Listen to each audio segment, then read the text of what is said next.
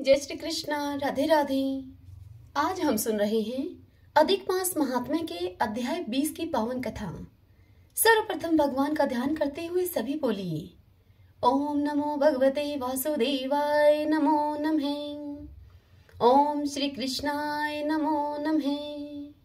सूत जी मुनियों से कहने लगे कि हे मुनियों, नारायण जी के मुख से दृढ़ धनुआ के पूर्व जन्म के वृतांत को सुनकर नारद जी श्री नारायण से पूछने लगे कि हे तपोधन, राजा दृढ़ धनुआ फिर वाल्मीकि ऋषि को क्या कहने लगे, सो सब आप कृपा पूर्वक मुझसे कहिए।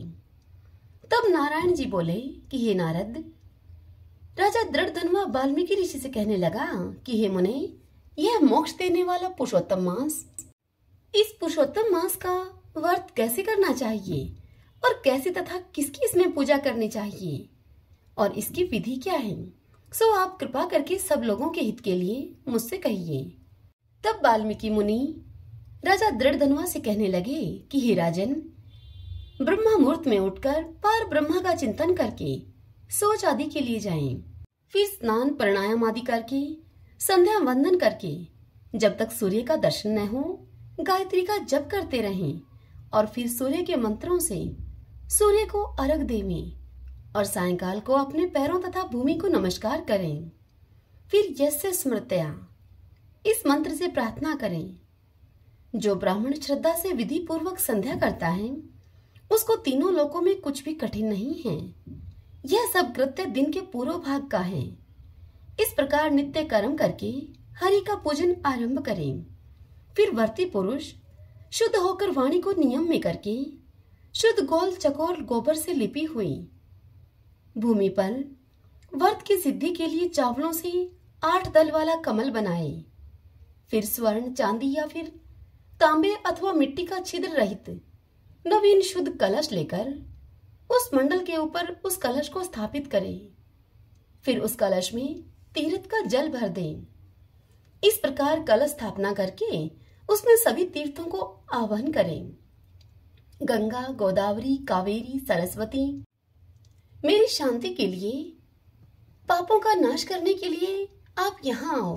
कलश को मंत्रों से, गंध से, अक्षत, नैवेद्य और ताजा पुष्पों से पूजा करके कलश के ऊपर पीले वस्त्र से लपेटा हुआ तांबे का एक पात्र और रख दें। फिर उस पात्र के ऊपर राधा कृष्ण की मूर्ति को स्थापित करें। फिर भक्ति युक्त होकर विधि से उस कलश का पूजन करें। श्रीमन नारायण नारायण हरि हरि, भजमन नारायण नारायण हरि हरि। सभी बोलिए विष्णु भगवान की जय। आइए भगतजनों, अब हम पुरुषोत्तम क्षेत्र के महात्म्य की कथा का श्रवण करते हैं। सभी बोलिए पुरुषोत्तम भगवान की जय।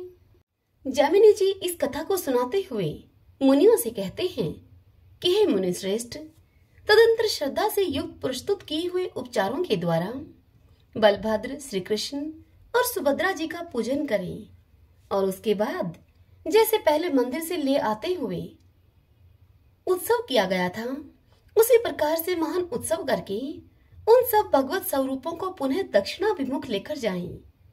उस समय जो मनुष्य दक्षिणाभिमुख जाते हुए श्री कृष्ण, बलभद्र और सुभद्रा का दर्शन करता है वह स्नान दर्शन जनित समस्त पुण्य फल को प्राप्त करता है। मंदिर के समीप पहुंचने पर बलभद्र और सुभद्रा के साथ जगन्नाथ जी की आरती उतारकर मंदिर के भीतर प्रवेश करावे और फिर किसी प्रकार उन्हें न देखें। ज्येष्ठ माह के शुक्ल पक्ष में जो पूर्णिमा आती है उसमें ज्येष्ठा नक्षत्र के एक ही अंश में चंद्रमा और बृहस्पति हो, बृहस्पतिवार का दिन हो और शुभ योग भी हो तो वह महाज्येष्ठ की पूर्णिमा कहलाती है, जो कि सब पापों का नाश करने वाली है। महाज्येष्ठा की पूर्णिमा महापुण्यमयी तथा भगवान की प्रीति को बढ़ाने वाली है।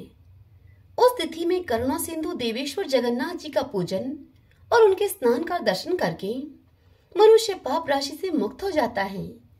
वैशाख के शुक्ल पक्ष में जो पाप नाशिनी तीज आती है उसमें रोहिणी नक्षत्र का योग होने पर राजा पवित्र भाव से संकल्प पूर्वक एक आचार्य का वर्ण करे, फिर जिन्होंने काष्ठ कर्म को देखा और जाना हो, ऐसे ही एक या फिर 3 बढ़इयों से पूर्वोक्त प्रकार से श्री कृष्ण, बलभद्र और सुभद्रा जी के लिए 3 रथ तैयार करावे, जिनमें बैठने के लिए सुंदर आसन हो और जो सुंदर कलापूर्ण ढंग से बनाए गए हों। रथों के तैयार हो जाने पर राजा शास्त्र उक्त विधि से मंत्र के अनुसार पूर्ववत उनकी प्रतिष्ठा करें, मार्ग का भली भांति संस्कार करावे, मार्ग के दोनों ओर फूलों के गुच्छे, माल्य, सुंदर वस्त्र, चंवर, गुलमलता आदि और फूलों के द्वारा मंडल बनावे। देखने पर ऐसा मालूम हो कि वहां सुंदर फूलों से सुशोभित वन पंक्ति शोभा पा रही है। रास्ते की भूमि बराबर कर देनी चाहिए, वहां कीचड़ नहीं रहना चाहिए, जिससे कि भगवान का रथ सुख पूर्वक से चल सके। पग पग पर रास्ते के दोनों पार्श्वों में दिशाओं को सुगंधित करने वाले धूप पात्र रखे जाएं। सड़क पर चंदन के जल का छिड़काव हो, नगाड़ा और ढक्का आदि बाजे बजाए जाएं। सोने चांदी के ध्वज जिनके बीच में चित्रकारी की गई हो वह लगाए जाएं और उन पर पताकाएं फहराती रहें। भूमि पर बहुत सी वैजयंती मालाएं बिछी हों, अनेकों कसे कसाए हाथी घोड़े प्रस्तुत किए जाएं, जिनका भली भांति से श्रृंगार किया गया हो। इस प्रकार सामग्री एकत्र करके उत्तम भक्ति से युक्त राजा महान उत्सव करे। आषाढ़ के शुक्ल पक्ष में पुष्य नक्षत्र से युक्त होकर द्वितीय तिथि आने पर उसमें अरुणोदय के समय भगवान की पूजा करे। ब्राह्मणों, वैष्णवों, तपस्वी और यातियों के साथ स्वयं भी हाथ जोड़कर राजा देवादिदेव भगवान से यात्रा के लिए निवेदन करें। हे प्रभु, आपने पूर्व काल में राजा इंद्रदुमन को जैसी आज्ञा दी है उसके अनुसार रथ से गुंडीचा मंडप के प्रति विजय यात्रा कीजिए। आपकी कृपा कटाक्ष पूर्ण दृष्टि से दशों दिशाएं पवित्र होकर तथा स्थावर जंगम समस्त प्राणी कल्याण को प्राप्त हों। आपने यह अवतार लोगों के ऊपर दया की इच्छा से ग्रहण किया है, इसलिए हे भगवान, आप प्रसन्नता पूर्वक पृथ्वी पर चरण रखकर पधारिए।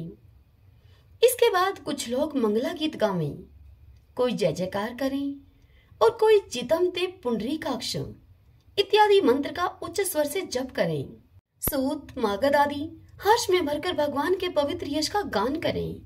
भगवान के दोनों पार्श्वों में स्वर्णमय दंड से सुशोभित व्यंजनों की पंक्ति धीरे धीरे डुलती रहे। कृष्णा गरु की धूप से संपूर्ण दिशाएं और वहां का आकाश सुवासित रहे। झांझ, करताल, वेणु, वीणा, माधुरिका आदि वाद गोविंद की इस विजय यात्रा के समय मधुर स्वर से बजते रहे। इस प्रकार उत्सव आरंभ होने पर बलभद्र, श्री कृष्ण और सुभद्रा को ब्राह्मण, क्षत्रिय और वैश्य लोग धीरे धीरे पैर रखते हुए लेकर जाएं। बीच बीच में रुईदार बिछोने पर उन्हें विश्राम करावें और इस प्रकार उन सबको रथ पर लेकर जाएं। फिर उस उत्तम रथ को घुमाकर बलभद्र, कृष्ण और सुभद्रा को सुंदर चंदोवा युक्त मंडप से सुशोभित रथ में विराजमान करें। उन सबको रुईदार गद्दों पर बैठाकर भक्ति पूर्वक भांति भांति के वस्त्र, आभूषण और मालाओं से विभूषित करें। नाना प्रकार के उपचारों से उनकी पूजा भी करें।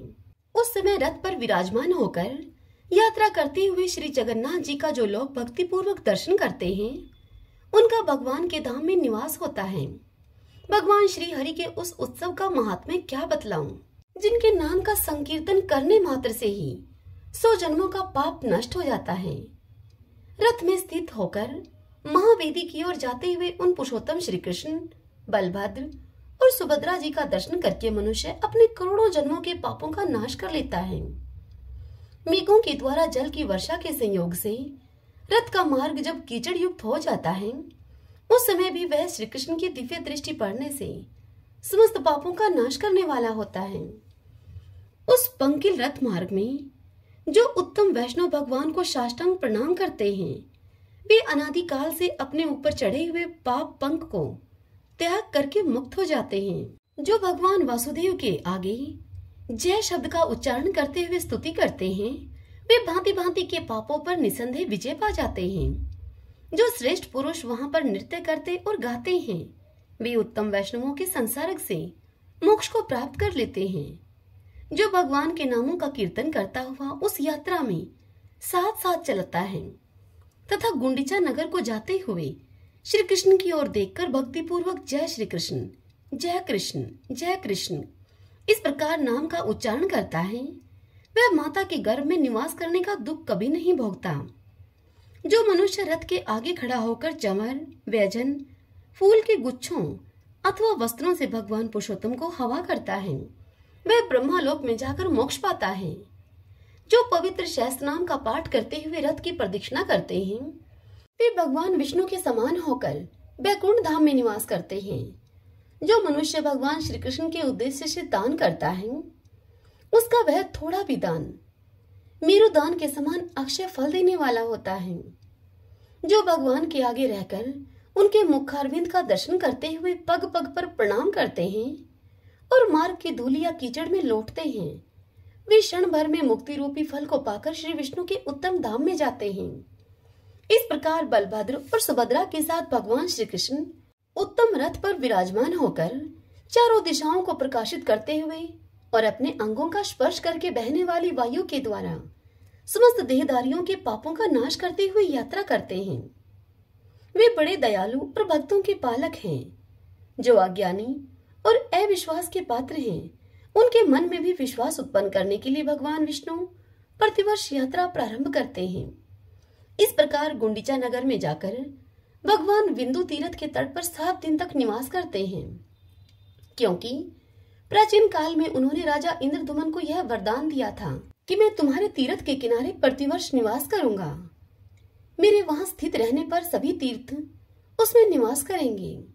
उस तीर्थ में विधि पूर्वक स्नान करके जो लोग 7 दिनों तक गुंडीचा मंडप में विराजमान मेरा, बलराम का और सुभद्रा का दर्शन करेंगे, वह मेरा सायुज्य प्राप्त कर लेंगे। अतः परम पवित्र सर्व पापनाशक, अकेले ही सब तीर्थों का फल देने वाले और श्री विष्णु की प्रसन्नता को बढ़ाने वाले उस शुभ तीर्थ में स्नान करके पितरों और देवताओं का विधि पूर्वक तर्पण करने के बाद जो तटवर्ती नरसिंह भगवान का दर्शन, पूजन और उन्हें नमस्कार करता है तथा पुनः महावेदी के समीप जाकर पूर्ववत भक्ति पूर्वक भगवान का पूजन और वंदन करता है, वह पुरुष हो या स्त्री, उसे भगवान विष्णु की सायुज्य मुक्ति प्राप्त हो जाती है। मघा नक्षत्र पितरों का है, अतः वह पितरों को अधिक प्रीति प्रदान करने वाला है। उस नक्षत्र में पुत्रों के द्वारा दिया हुआ श्राद्ध का दान पितरों को विशेष तृप्त करता है। उक्त सर्व तीर्थ में सरोवर के तट पर भगवान विष्णु के समीप नरसिंह और नीलकंठ के मध्यवर्ती अति पवित्र स्थान में यदि मनुष्य श्रद्धा पूर्वक श्राद्ध करे तो अपनी 100 पीढ़ियों का वह उद्धार करता है। आषाढ़ के शुक्ल पक्ष में पंचमी तिथि, मघा नक्षत्र और श्री जगन्नाथ जी का महावेदी पर आगमन, ये तीनों ही योग यदि इंद्रदुमन सरोवर पर प्राप्त हो तो वह पितरों को अक्षय प्रीति देने वाला चतुष्पाद योग माना गया है। भाद्रपद मास की अमावस्या को अथवा चारों योगादि तिथियों में जो पितरों के उद्देश्य से अश्वमेध धाम संभूत इंद्रदुमन सरोवर पर श्राद्ध करता है, उसका किया हुआ वह श्राद्ध सब पापों का नाश करने वाला है। 7 दिनों तक मौन भाव से तीनों काल स्नान करें और तीनों संध्याओं में कलश पर भक्ति पूर्वक भगवान की पूजा करें। गाय के घी अथवा तिल के तेल से दीपक जलावें और उसे भगवान के आगे रखकर रात दिन उसकी रक्षा करें। दिन में मौन रहें और रात में जागरण करके भगवत संबंधी मंत्र का जप करें। इस प्रकार से 7 दिन बिताकर 8वें दिन प्रातः काल उठकर प्रतिष्ठा करावें। इस व्रतराज का विधि पूर्वक पालन करके मनुष्य धर्म, अर्थ, काम और मोक्ष चारों पुरुषार्थों को अपनी रुचि के अनुसार प्राप्त करता है। 7 दिनों तक वहां रथ की भली भांति रक्षा करके 8वें दिन उन सब रथों को पुनः दक्षिणाभिमुख कर दें और वस्त्र, माला, पताका तथा चमर आदि से उनकी पुनः सजावट करें। आषाढ़ शुक्ला नवमी को प्रातःकाल उन सब भगवत विग्रहों को रथ पर विराजमान करें। भगवान विष्णु की यह दक्षिणाभिमुख यात्रा अत्यंत दुर्लभ है। भक्ति और श्रद्धा से युक्त मनुष्यों को इस यात्रा में प्रयत्न पूर्वक भाग लेना चाहिए। जैसे पहली यात्रा है उसी प्रकार यह दूसरी भी है। दोनों ही यात्रा मोक्षदायिनी है। यात्रा और मंदिर प्रवेश ये दोनों मिलाकर भगवान का एक ही उत्सव माना गया है। यह पूरी यात्रा 9 दिन की होती है।